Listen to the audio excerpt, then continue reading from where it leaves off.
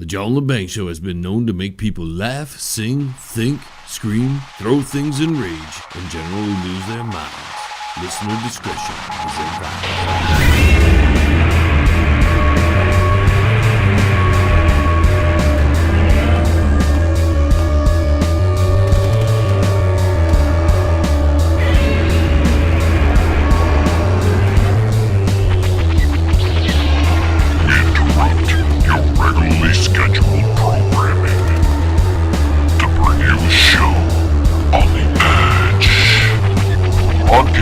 Worldwide and out to the greater universe, you're listening to the John Lebang Show.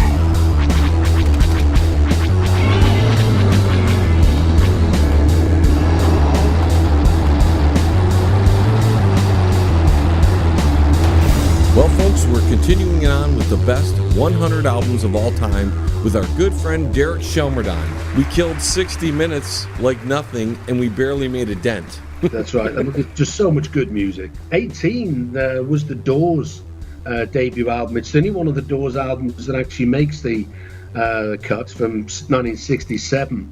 This sold 4 million copies, and it really established the Doors as one of the major West Coast bands, along with people like Jefferson Airplane and Country Joe and the Fish. That was a great era for music. That was a great genre of music, I think. Yeah, that was 1967 when that came out. That's right. Yeah, Light My Fire and a bunch of other great tracks on that particular album. Which was 122 weeks on the charts, which is, again, that's amazing. Yeah, absolutely. That's 2 years, over 2 years.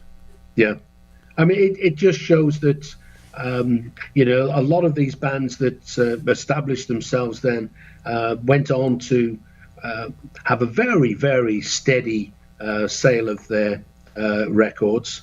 It's probably why they, became such an established band, because they, of course,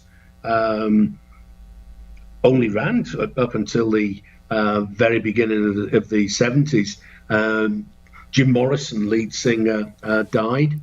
27, one of the 27 clubbers, and the band itself carried on without him for a couple more albums, and before they actually disbanded in the early 70s.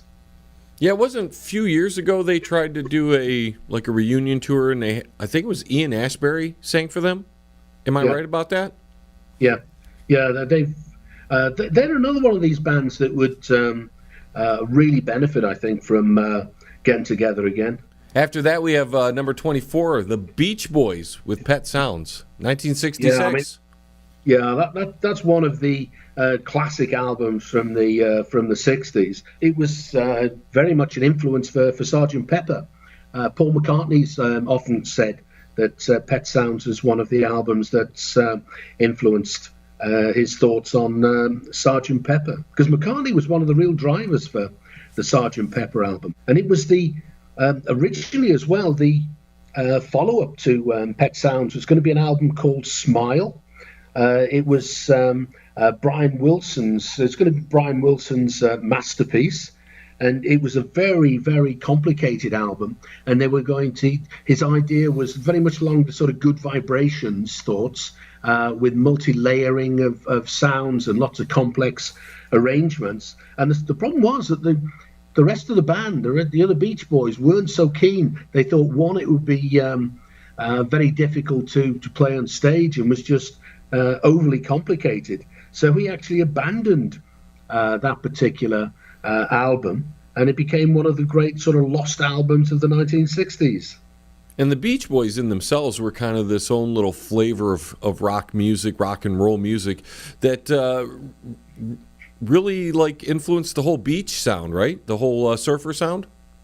Yeah, that's where they came to prominence with the whole surf thing in the very early 60s, when the music was looking to sort of replicate the sound of the waves and the crashing of the waves as you surf.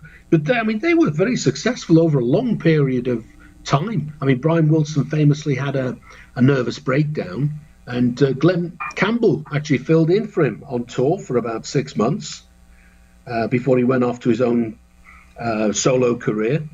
But they've had a really good career, I think, the Beach Boys, and they've had quite a number of different people through the band at different times. But they've made some great albums. Number 27, ZZ Top, Eliminator. Now that's interesting. That is a very good album, but top 50 seems a little high for this. But there's with Sharp Dressed Man and a lot of that good stuff was on there. Yeah, I'd agree with you. I think that, I mean, they're a good band. They've actually been going a long time. I mean, they're one of these bands that comes out. You think of them as an 80s band, basically. But, I mean, Barry Gibbons started out in the mid-60s in a band called Moving Sidewalks. And ZZ Top did their first ever gig in 1970, 10th of February, actually, 1970 in Texas. So they're one of these bands that, beavered away for a long time before they found success, like people like David Bowie and Mark Bolan. I mean, they were trying to get themselves into successful bands right throughout the 60s, and neither of them made any serious headway until the 70s. It's funny, really, how some people find pretty immediate success, and other people can be at it for years before they really find that success. Exactly. Willie Nelson was really late in his career when he finally hit it big. Yeah. I love Willie Nelson. Yeah, Willie's just great. In 1969, we have the number 66th album on the list from Chicago Transit Authority. Yeah, that was when the band was actually called Chicago Transit Authority. It was their first album, and it's got an awesome version of Spencer Davis's I'm a Man on the album. It's actually, I think, even better than Spencer Davis's version of it. It's a great album. And they decided after that first album to shorten their name to Chicago, and they went down the very imaginative route of just having numbers for their albums. And the later on in their career, they became more of a pop band than they were early on in their career. Oh, that's right. Yeah, they went really quite mainstream as the sort of albums progressed. They've been very successful, but a much more lightweight version. I mean, if you listen to that first album, they were a solid band at that particular time. I mean, again, just listening to I'm a Man, I mean, absolutely superb. If we were talking about 100 singles or songs taken from albums, that I'm a Man would certainly be Chicago Transit Authority's version would certainly be in my top 100. Definitely. It's a great song. Up next, we have Peter Gabriel with So, 1986. He's at number 92. I know. That's a guy that should really have been up there a little bit higher. I mean, perhaps even with his band. He was the original singer with Genesis. Exactly. And he was with them until The Lamb lied down on Broadway, which I think is a great album. I always liked that. It was one of my favorites, certainly from his era, Genesis albums. And that itself should have been in there, I think, possibly. Yeah, the funny thing about Genesis and Peter Gabriel is they seem to... the split was better for both in popularity.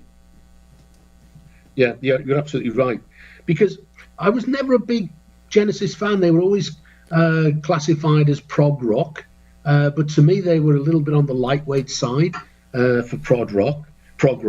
But when Phil Collins joined, they became much more mainstream, and I think you're right. I think that was good for them. And Peter Gabriel actually going off on doing his own thing, I think was a lot better for him. So I think you're absolutely right there, John.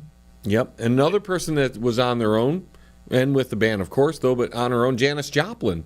Pearl, 1971, 4 million copies. That's at 94. Oh, that's right. I mean, one of the real cornerstones of the 60s, Janis Joplin, effectively started out with Big Brother and the holding company. And one of the all-time, I think, great female singers. Unbelievable voice. But she actually died just as they were recording this particular album, Pearl. And that was how she came to be discovered in the hotel. She was late for a recording date. They'd laid down the previous day the musical tracks for Buried Alive in the Blues, and she didn't turn up for the recording at the studio. So one of the roadies went over to check at the hotel, and sadly she died. Which is why Buried Alive in the Blues is actually an instrumental on the album. It was never intended to be. It's just that they left it as it was. Kind of a tribute to her. Absolutely. But I mean, she was an awesome band. She was nearly the lead singer for 13th Floor Elevators, another Texas band, because she's from Texas. And they invited her to be lead singer, but she declined and headed off to, San Francisco and joined Big Brother. But they beaved away for a good year before finding success at Monterey, that we talked about recently. And it was there that certainly it established her reputation. She came back for that second set on the Sunday, I think. Record contract followed, and she never looked back. Though I don't think she was ever a happy lady. You find that with a lot of musicians, even though they're following their dreams, they never can find that happiness that they were searching for. That's right. I mean, maybe that's one of the things that gives people like Janis Joplin the edge when she's singing, because she's got that sort of inner feeling coming out into the songs.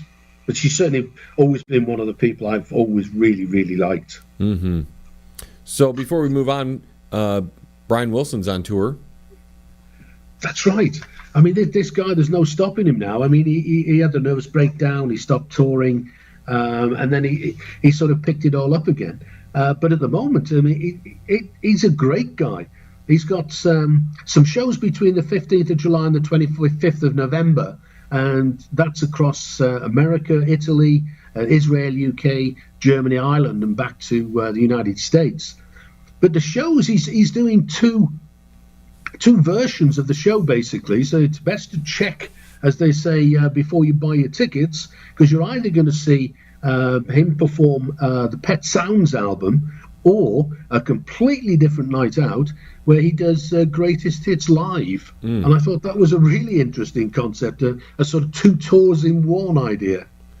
Yeah, and especially with more of the older bands, they seem to have a set that they just play on tour, and they don't vary too much from that set. And this will be nice if you can catch them maybe twice in a short time period and get both sets out of them. Oh, that would be an awesome couple of nights out. He's doing some Christmas shows, right? That's right. I mean, come the 28th of November, he's doing a Christmas show with Al Jardine, and that's only in the US, and that runs to the 23rd of December. So he's obviously got some three completely different shows that he's touring, well, two of them simultaneously, followed by sort of 3 days after the first couple finish. He kicks off with the Christmas shows. I actually think that would be a good night. That would be a really good Christmas thing. Exactly. Chicago's on tour as well. Yeah, that's right. I mean, they're in the USA and Canada, 23rd of June to the 16th of September. So they'd be fun to see. Now, we brought up Meatloaf. They were at number 30 with Bat Out of Hell. That was 1977. That sold 4 million copies. And then number 43, Queen, A Night at the Opera. What a great album. Oh, absolutely. I mean, that's the one that has Bohemian Rhapsody as one of the tracks. I was actually surprised that Queen only had one album in the list, and Zeppelin had 7 albums on the charts.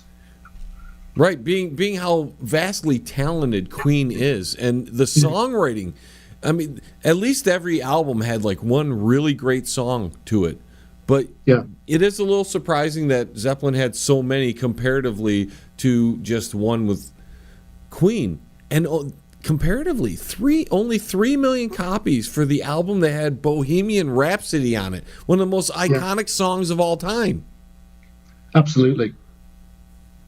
Yeah, it's interesting when you look at various aspects of this. It's some of the numbers that were sold. I mean, that one looks really low, and then you look at something like Hotel California, and that sold 16 million. And you'd have thought, I mean, it's a great album, obviously, but the sort of disparity between 3 million for Night of the Opera and 16 million for Hotel California, which I'd have thought would have, if I hadn't known, I'd have thought they'd have probably sold around about the same number. Yeah, if you just had a guess at it, that would be a good guess, and you'd be totally wrong. Yeah. Queen is on tour, by the way. That's right. Yeah, they're with Adam Lambert still, and they've got some gigs coming up in Europe at Belgium, the UK, and Ireland, and that's the 29th of June to the 8th of July. And then they do a residency in Las Vegas from the 1st to the 22nd of September. So if anybody's planning to go to Vegas, September would seem to be a good month to choose. Don't go anywhere now. John will be right back right after this. Yes, it will. Check out the new book from Derek Shelmerdine, Rock and Roll Unraveled. It tells the story of rock and roll from its roots right up until the mid-'70s punk. Rock and Roll Unraveled. Not just the music, but also the events that shaped the music. Rock and Roll Unraveled. It includes the backgrounds to recording sessions, singles, album releases, births and deaths, epic concerts, and festivals. Rock and Roll Unraveled. Shelmerdine has made a painstaking effort to document pretty much every event that would prove significant in shaping popular music. Rock and Roll Unraveled. Purchase the book at www.rockandrollunraveled.com. Follow him at Twitter at R&R Unraveled, and look him up on Facebook at Rock and Roll Unraveled. Rock and Roll Unraveled. By author Derek Shelmerdine. Available now. You're listening to the John Lebang Show. It's hydroponic radio for your brain, man. Feel smarter yet? Hotel California was at 25, but more Eagles related, Don Henley at number 44 with The Age of Innocence, and a second Eagles album at number 55, The Long Run. Again, the Eagles, what a great band. Oh, absolutely. Absolutely. I mean, they dominated. I mean, they effectively started about 1970 and really finished at the end of the decade. I mean, they were one of the most, possibly the most successful 70s bands, basically. But they were great fun. I mean, they, like a lot of bands, they didn't all get on all of the time, and there were fist fights backstage and all kinds of stuff. And they split up at the end of the Long Run tour, and they swore they would never get together again until hell froze over. And then in 1994, of course, the Hell Froze Over tour opened, and that spanned the globe for a couple of years. The album Desperado didn't even make the list. No, sadly, I mean, my personal favourite Eagles album is Desperado, but for some reason it didn't sell very well at the time. It's never been a popular, by sales Eagles album. But I think it's a wonderful album. Yeah, in fact, Desperado is my favorite Eagles song. Absolutely. Yeah, I mean, I just love that album. They're on tour. America and Canada, second half of the year, basically. Catch them from the 20th of June to the 11th of November. But look at the lineup. Look at the lineup. It's a good lineup. They're not making up a lineup. This isn't a fake put-together lineup. Joe Walsh, Don Henley, I mean, they're all in the band. Absolutely. I mean, you are seeing the Beatles and Deacon Frey, Glenn Frey's son, he's there as well. And the support acts. I mean, Jimmy Buffett is some of the opening. James Taylor opens on some. And Chris Stapleton, who I hadn't come across before. I discovered he was supporting them. So I'd listened to a couple of his albums, and they're really good. Really like them. This is a tour, if you get a chance to see the Eagles, because we don't know how much longer we're going to see some of these bands. The Eagles are one band you definitely want. I mean, Joe Walsh, he's so awesome. Even on his own, he was awesome. Yeah. I mean, it was Joe Walsh, really, with Hotel California that brought that sort of harder rock edge to the band. So the fact that he's out with them now, that would be an awesome tour to catch. I've been waiting to talk about this band. It's my favorite band. I'm about ready to explode. I've been working to get here. AC/DC, Number 15, Back in Black. I'd put that one in the top 10. Oh, absolutely. That is a great album. Really is. From front to back, like I was speaking in the first hour of this broadcast, Derek. From front to back, there's not a bad song on that album, and you put it on and you can just let it roll. Yeah, and it was really the album that broke them into the really big time. And the most incredible thing about that, if you ask me, Derek, they had just lost their lead singer, and here comes Brian Johnson, a relative nobody, and he blew the album away. I mean, it's just, not only was the music great, but the singer came in and he defined himself as not a replacement, but as a singular being, saying, "Hey, I can do this too." Yeah.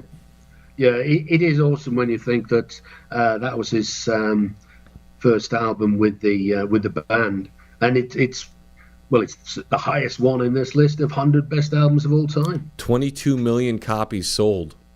Yeah. For a band, here's the thing: for a band that there's not one pretty guy in the band, the guitar player runs around in a schoolboy outfit. AC/DC was just a band. There was no pretty there. They just had to write great songs. Yeah, and some awesome guitar work on some of the albums. Definitely. Well, all the albums. Yeah. So they have two other ones on the list. Arguably, they could be on the list or not, but Razor's Edge at number 72, that sold 5 million. That's got Thunderstruck. And then they have Dirty Deeds, which was really a best of unreleased material.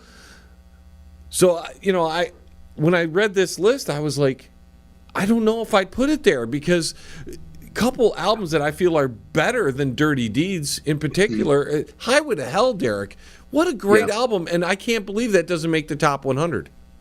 Yeah, no, I think you're absolutely right. Highway to Hell certainly should have been there. That was Bon Scott's last album. Which, again, you can see that the great bands can put out album after album after album, 1 year after the other. They can do that. Yeah, exactly, 79 and 80. And I'd like to throw out there, it's one of their later albums, but Black Ice is such a well-written album for AC/DC, and it touches on little areas of music that AC/DC hadn't gone yet. I mean, he played a slide guitar on Stormy Mayday. You never heard that before for AC/DC. Yeah.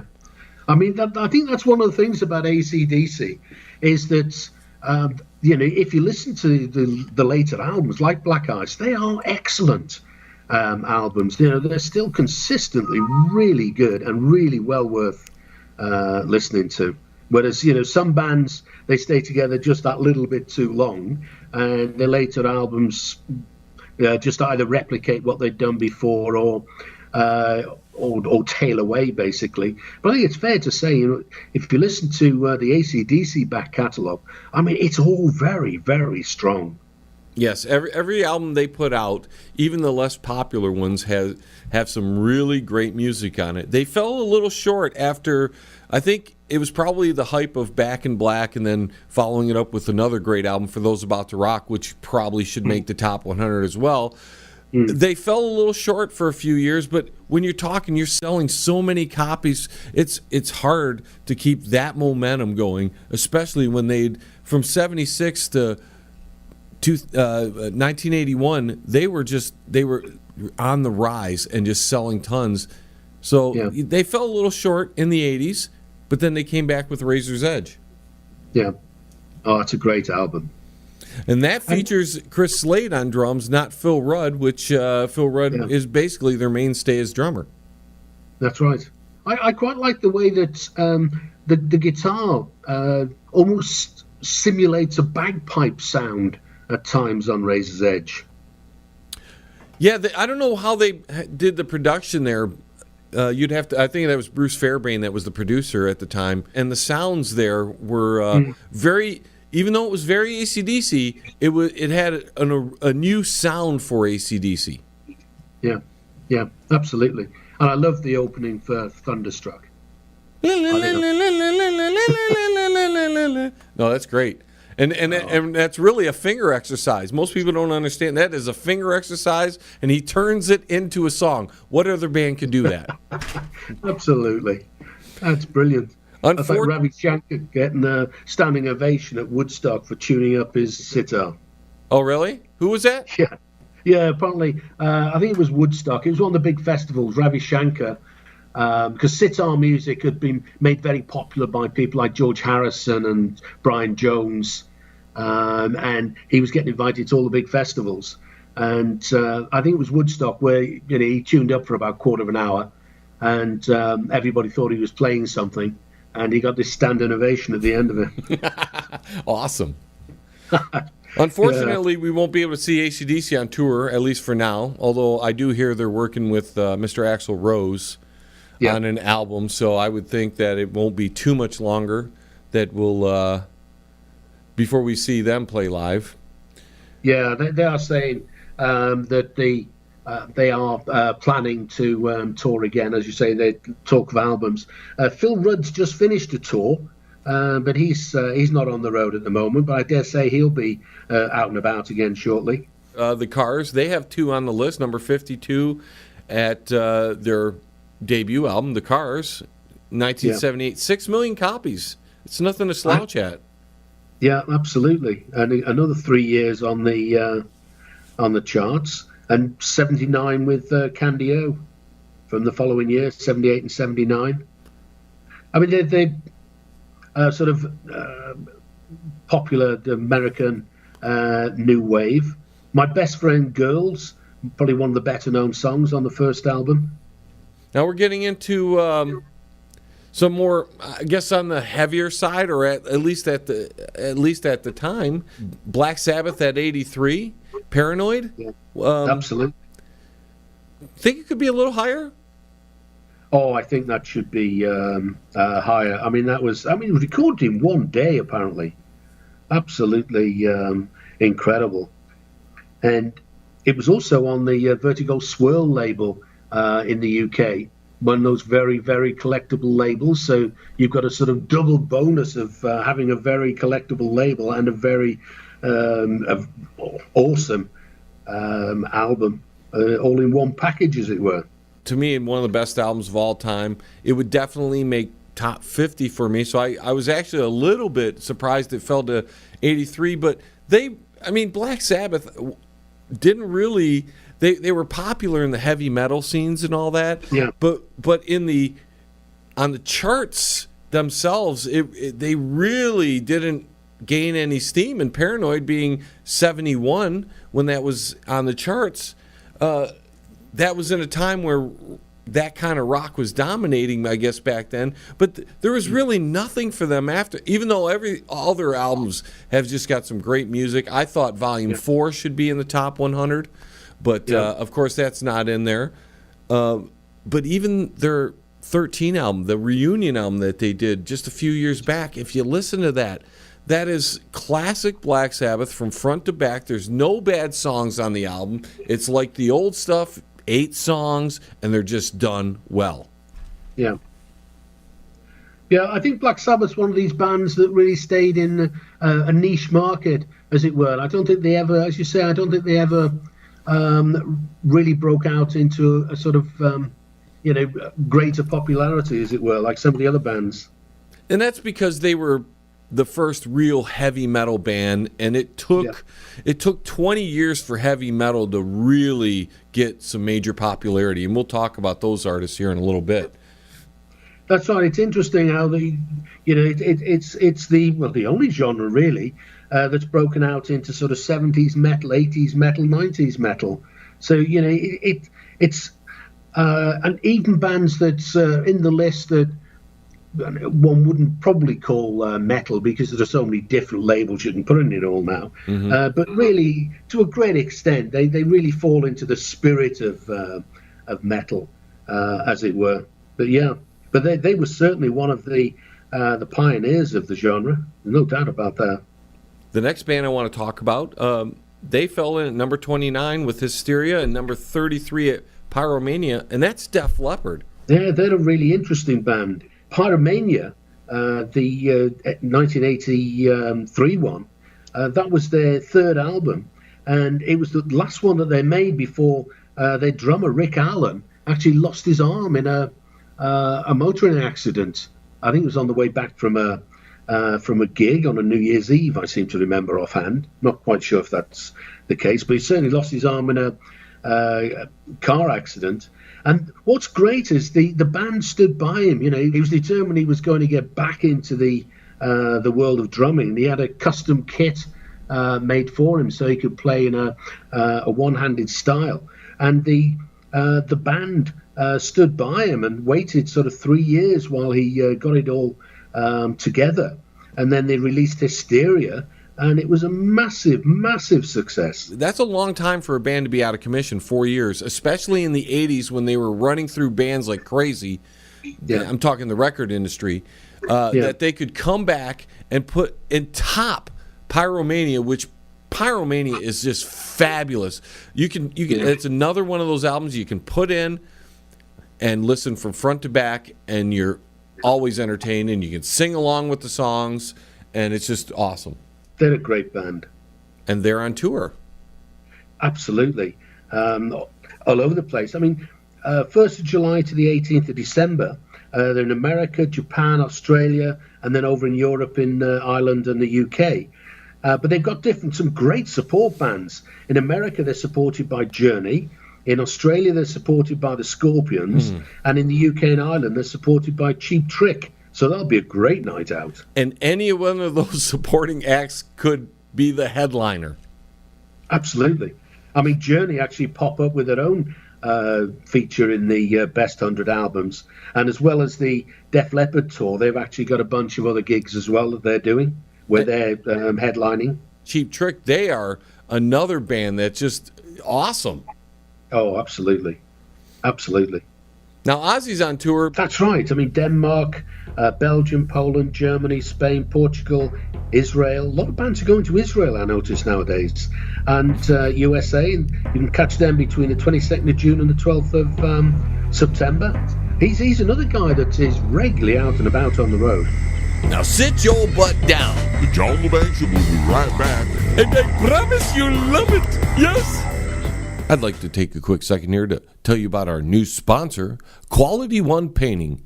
For interior and exterior painting needs, call Tom at Quality One, 313-982-2986.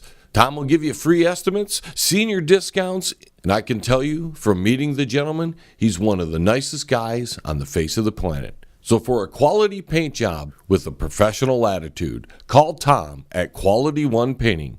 That's 313-982-2986.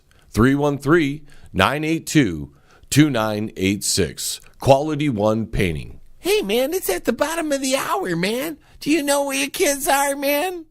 If you want to contact the John Lebang Show, feel free to send an email to jlebang@live.com. And if you're on Twitter, look him up at John Lebang. And don't forget to go to his Facebook page at The John Lebang Show. Now here's John. You brought up Journey, number 40, Escape, in 1979, 9 million copies. 152 weeks on the charts. So they're really featuring well. I mean, to get into the top 50 there, absolutely awesome. Then we have Boston at 35 with their debut album, Boston, and at 63 with Don't Look Back. I think they're one of these bands that helped to really popularize the whole AOR thing when it broke in the 1970s, the sort of whole move from AM to FM music. And that was the time when bands were really starting to play the bigger and bigger venues, the whole stadium rock thing. I think Boston were a big part of driving all that. One thing that stands out about them is they had just a fabulous singer, and the songwriting, it was well thought out. It wasn't just writing a song. They thought about their parts, and you could tell they really structured these songs very well. I think that's an interesting point in terms of the long-term success of bands is often determined by having good songwriting qualities in the band. I mean, if you look back to the 1960s and the sort of beat era of the sort of 62 to 66, the only bands that actually transitioned away from or beyond the beat era into the sort of rock era, into the second half of the 60s and into the 70s, were the bands that had songwriters, people like the Beatles, the Stones, the Who, the Kinks. Mm-hmm. They all wrote their own material. And you find, if you look at the bands around 65, 66, the ones that have been very successful for the previous 2 years, where they weren't writing their own material, they progressively just fell away. When you have a good songwriter in the band, or a couple of them, as with the Beatles, it allows you to develop your own sound, and you're not relying on somebody else giving you tunes, so you sound like everybody else. Because there was a time period where there were a few writers writing for everybody. Motown was guilty of this. All the songs were great, but you could tell it was a Motown writing team doing it. When you have your own distinct writers for your band, AC/DC, Boston, Queen, you start realizing that these bands have their own flavors to them. That just really helps them to develop their own unique identities, basically. Next band, we have 87 on the list, Brother in Arms by Dire Straits. 9 million copies. Oh, yeah. I mean, they're another one of these bands. They sort of broke in the UK around 77-ish, when punk was actually sort of bulldozing everything in front of it. But Dire Straits managed to, find success. I'm one of the few bands to find success that wasn't in the punk genre. But Mark Knopfler's an important part of that band, I think. I mean, it's great. He used to be in a band called Brewer's Droop in the early 70s. Now, that might not be an expression in America, but in the UK, Brewer's Droop is associated with failings in the sort of wedding tackle area after 8 or 9 pints of beer. After 8 or 9 pints of beer, everybody's going to do that. Absolutely. But they're a band, and there is actually an album of material, like a lot of that sort of thing. It came out years after, because Mark Knopfler became famous in Dire Straits. But I've actually heard some of the tracks, and it's really quite good. He also played on Dylan's Slow Train Coming, and he was the second guitarist when Eric Clapton started his annual Albert Hall residencies in 1987. So, I mean, the guy's done some interesting stuff. I must just say, he's got this awesome album with Emmylou Harris called All the Road Running. Came out around 2006. So, I mean, the guy's got a heck of a pedigree. Dire Straits was one of those bands that I'd have to really think about if I would put in the that album in particular, put in the top 100, because it has Sultans of Swings and what's the other one, Money for Nothing. But the rest of the album never really hit home for me. Here's a place where I might have slipped in Deep Purple's Perfect Stranger. Yeah, they would have set a mission, I think. They've got a few albums that are at least as good as some of the ones we're talking about.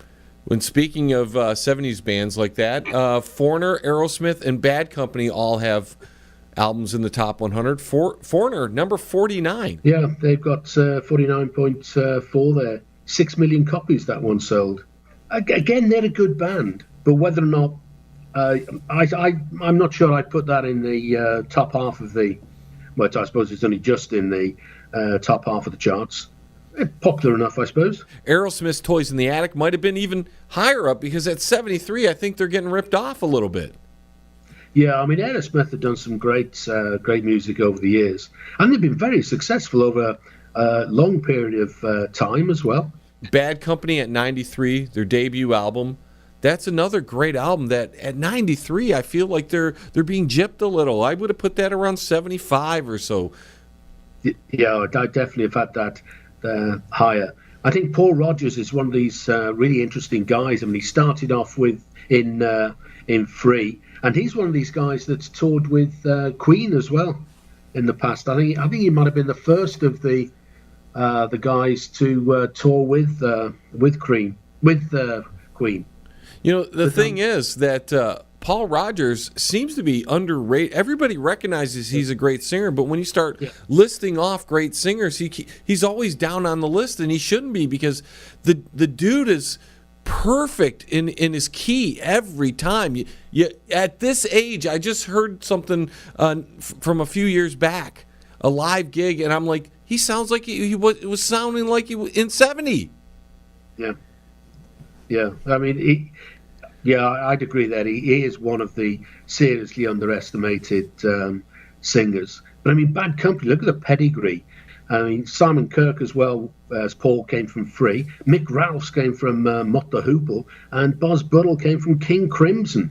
I mean, all superb bands. I remember seeing Mott the Hoople live, and they're one of these bands that were awesome live and never really quite captured it on record. Foreigner, they're the only ones on tour. They're the only one of the band on tour, although Paul Rodgers is actually on tour in America and Canada as well. Paul Rodgers is there 18th of July to 29th of December, and Foreigner, they're around about. They're doing playing America, then Australia and New Zealand, 20th of June to the 1st of November. Then we have John Mellencamp at 74 with Scarecrow. Again, it's a great album. Maybe ranked about where it should be. Maybe it should be a little lower. He's interesting though, because he sort of started out calling himself Johnny Cougar in the mid 70s before he decided to become John Mellencamp. Yeah, he went through a couple of changes. He was Johnny Cougar, then John Cougar Mellencamp, then John Mel. I mean. If you're looking for his albums, you got to be very well diverse in his name so you can get all his albums.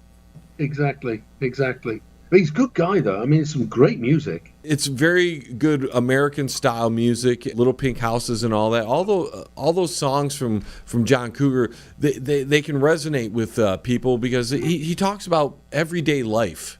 Number 80, we have Heart album, 1985. Yeah, it's not an album I'd have in the top 100, I don't think. No, if there's some earlier albums with Magic Man and Barracuda that probably should be ranked a little higher, but it did sell 5 million copies. Well, that's absolutely. Again, 2 years on the charts, so it's obviously a very popular album. And we have maybe arguably the most popular 80s and 90s band, U2, with Unforgettable Fire in 1984, selling 3 million copies. Yeah.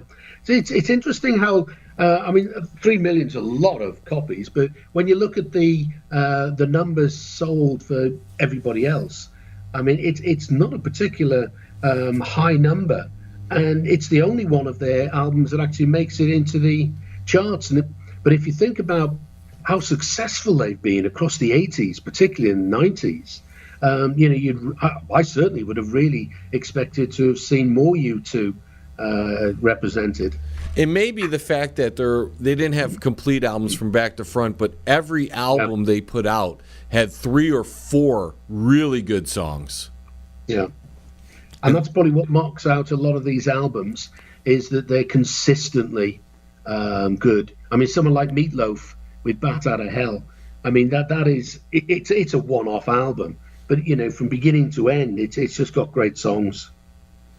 U2's on tour as well.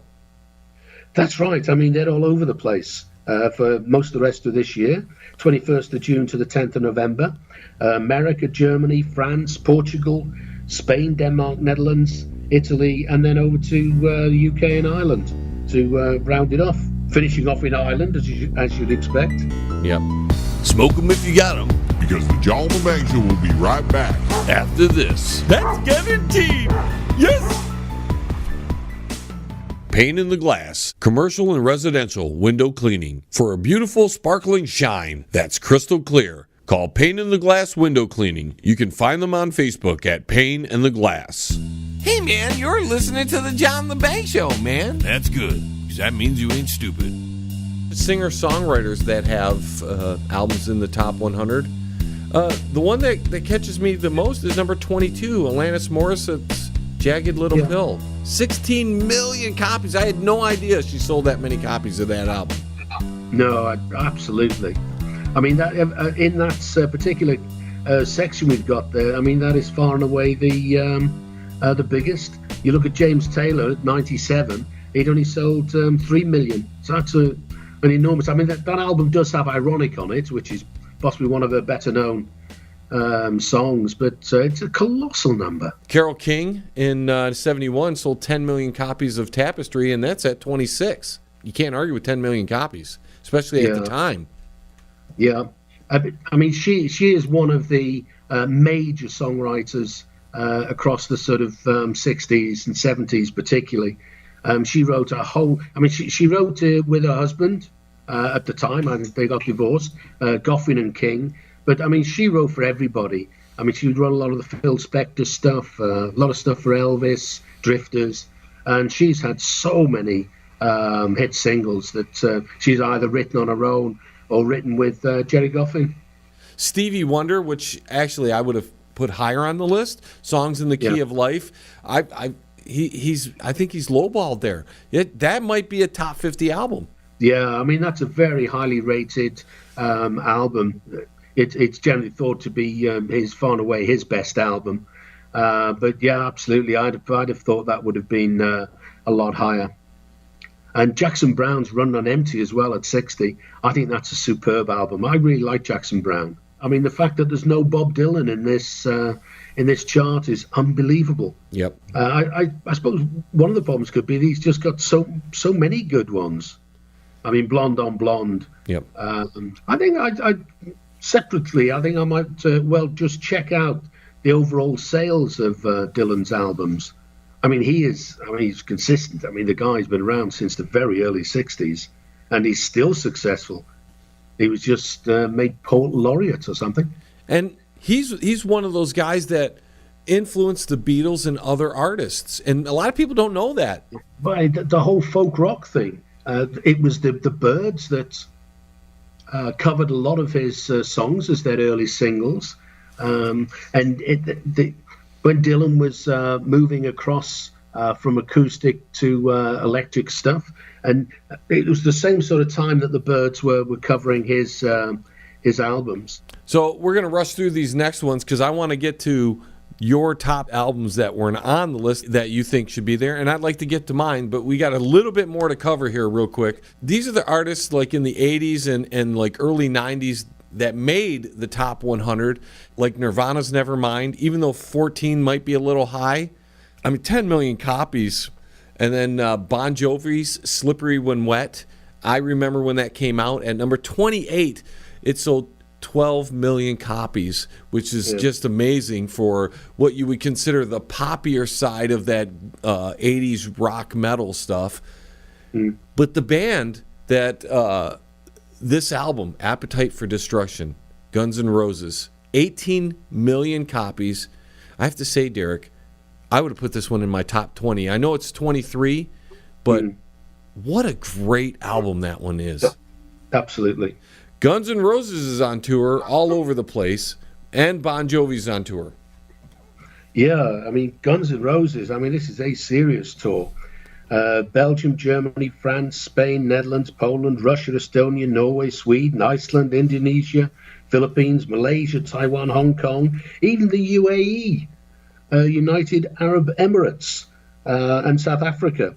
And all that goes on, believe it or not, between the 21st of June and the 29th of November. Shoo. So that's another one where the roadies are going to earn their money, I think. Well, and Bon Jovi's in Australia for a week in December 1st to the 8th. Just your thoughts on Prince and Madonna in basically the 80s there with Purple Rain, Like a Virgin in 1999? Well, I've never ever been a Madonna fan at all. I've never really been a big Prince fan, but I can understand why his music is really popular. But I've never, ever seen the attraction of Madonna, I must say. Now, 80s metal, you have this little section here. It has Metallica, their self-titled album, 17, great album, little high on the list in my opinion. Alice in Chains' Dirt for sure. is in the top 100. But the one that's missing from here, Derek, is Master of Puppets by Metallica. To me, that's their best album, and it didn't even make the top 100. No, it's surprising, and I think it's one of those things there where well, I suppose it depends how many it sold as to how it would have sort of fitted into the algorithm. But I guess it just boils down to different tastes. Beastie Boys, Licensed to Ill at 38. 9 Inch Nails. He is still popular, and that was also an album that, even though it had like heavy metal influences, it also had like techno influences. It had all kinds of different little mixes in the album, which 4 million copies. When you compare it to some of these others, you think it's not that many, but I mean, for a one-off album, 4 million copies is no slouch. Absolutely. Got REM, Out of Time, Soundgarden, Super Unknown. We'll get to that. That's at 90. I would have put another album ahead of that one. And then Tears for Fears. I remember how popular these guys were. Songs from the Big Chair, number 91. Yeah. I want to mention that 10 by Pearl Jam at number 20. Great album from front to back. That definitely is a place about where you should put it. Stone Temple Pilots surprised me. Even though the album Core was good, I didn't think they would make the list. But the big surprises, and I think you're going to agree with me, Weezer's Weezer album. Absolutely. It shouldn't even make the top 100, in my opinion. Gosh, no, absolutely no. Not what you think, but what isn't there. And then Coldplay, A Rush of Blood to the Head. Another, the younger generation likes them, but I've heard the album, and that's the most recent one on the list, I think, right? 2002. Yeah. It doesn't compare to some of the albums that we're going to talk about next. No, absolutely not. Absolutely. You can catch Pearl Jam on tour. Yep. In Europe and America, 29th of April to 8th of July.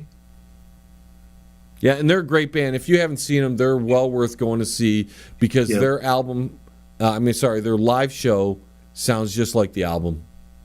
Yeah. Okay, let's get to our list. I want you to go first, Derek, because I've dominated the talking here for so long. Tell us some of the albums that you think should be on the list. Well, I think there are none on the list from the 50s, and there are a couple that I would have had on there, although they wouldn't have sold in the kind of quantities that these albums sold in. I mean, Miles Davis, Birth of the Cool, Miles Davis is one of those guys he's jazz trumpeter, modern jazz, but he's so influential. I mean, he was at the Isle of Wight 1970, and lots of rock and roll guys suggest how influential he was on them. And the other one I'd have said from the 50s would have been perhaps Carl Perkins. His son album was called Dance Album Of, and 3 of those songs were covered by the Beatles. Honey Don't, Everybody's Trying to Be My Baby, and Matchbox, and Elvis covered Blue Suede Shoes. So all in all, that is a pretty influential album to say the least. Mm-hmm. But again, nobody bought albums in those days as well. That was a time when everybody bought singles. So you can imagine that these albums would never, those would never have got into a chart like this based around sales. It's interesting that the music industry has come full circle because we're back to singles now. Absolutely. Yeah, it really has, which is probably why there are only 2 bands that were formed after 1999 who made the cut. And with all the downloads, people sort of just create their own albums, as it were. You have Otis Redding next.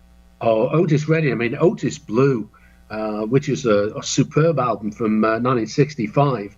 It's got tracks like Shake, Respect, I've Been Loving You Too Long on it. It's just a fabulous album. It would have been nice to have seen that. Because there's not a lot of soul music in there. You mentioned Motown earlier, and people like Dozier Holland, who wrote a vast number of the songs there. Because it was a great 60s Motown, and Atlantic was a great era for music. But moving on to Jefferson Airplane, Surrealistic Pillow, That was at the same sort of time as that Doors first album that did make the cut. But this was the album that had White Rabbit and Somebody to Love on. Find somebody to love. Oh, it's a brilliant song. And a good rendition there, John.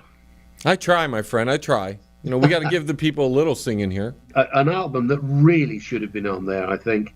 I was surprised wasn't. Was the Velvet Underground's debut album, The Velvet Underground and Nico. That's the one with the banana, peel the banana sleeve.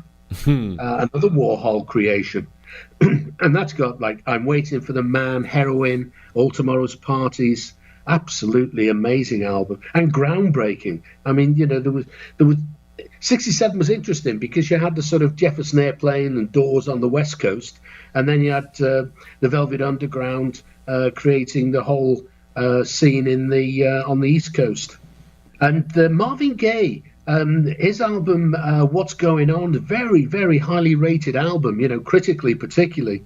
It's got things, as well as the title track, things like Mercy, Mercy Me and What's Happening, Brother on it from 1971. I was surprised not to see that. If I had to think of any sort of soul album that I would have expected to have seen there, that would have been even though I'd prefer the Otis Blue, that's the one I really would have expected to have seen there. And one of the others I absolutely adore is Ace of Spades, Motorhead. I just think that's such a great album. And there's a track on it called We're the Road Crew, sort of life on the road. I just love that album. But I wasn't surprised it wasn't there. But a couple of people with so many good albums. Frank Zappa, I'm a big personal fan of. I can understand why he didn't feature on it, because his albums wouldn't sell in those sort of quantities, and he's got so many great albums. There's not sort of one classic Frank Zappa album, and the same with Elvis. You know, he had three distinct careers: 50s rock and roller, 1960s matinee idol with his 31 movies, and then 70s the ultimate cabaret act. And again, you know, I mean, his first album, rock and roll, well, it's called Elvis Presley. It wouldn't have sold anything like the numbers to get in there. But again, you know, you think, you know, after the Beatles, he's arguably the greatest rock and roll icon. And he didn't make the cut. Yeah, that's very interesting that Elvis Presley didn't even have one single representation in the top 100 when he's considered to be, like you said, one of the most popular music icons of all time. Frank Zappa, again, I'm going to agree with you on this, because Frank Zappa, if you talk to guitar players, he's considered to be one of the greatest, if not the greatest guitar player ever. And he doesn't have an album up there. No. I mean, something like Bongo Fury with Captain Beefheart or Hot Rats, you know, absolute classic albums. Yep. So I'm going to get my 10, and we've talked about a few of them here because we're running so out of time here. AC/DC Highway to Hell, I brought that up. I think that should definitely be on the list. Black Sabbath Volume 4, that album, if you haven't heard it, grab it, listen to it. I think that was Black Sabbath at their best. Red Hot Chili Peppers, Blood Sugar Sex Magic. Maybe that holds a special place in my heart because I was moving from Detroit to Seattle at the time, and that was pretty much the only CD we had in the car. I brought up Black Ice by AC/DC. Van Halen 1984, Jump, Drop Dead Legs, I'll Wait, Hot for Teacher. I'm surprised that didn't make the list. That should have been easily in the top 100. Another one of my personal favorites, Queensryche, Operation Mindcrime. Whitesnake Slide It In, The Cult, Sonic Temple. We couldn't even fit it all in, Derek. Well, that's not bad going, is it? 2 hours and we probably left 20 albums or so on the table that we just won't be able to talk about. Thank you again so much, my friend, for joining me, being a part of this broadcast. Yeah, I've really enjoyed it, John. It's been great fun. Oh, just one more omission. No Jimi Hendrix. You're damn right. No Jimi Hendrix. We could go on for hours about this. Absolutely. Thank you so much, Derek. We'll catch you next month. and talk to you soon, all right? Cheers, John. My pleasure. Bye-bye. Bye. We have liftoff. Tune in again next week. Same time, same space, same station. Resistance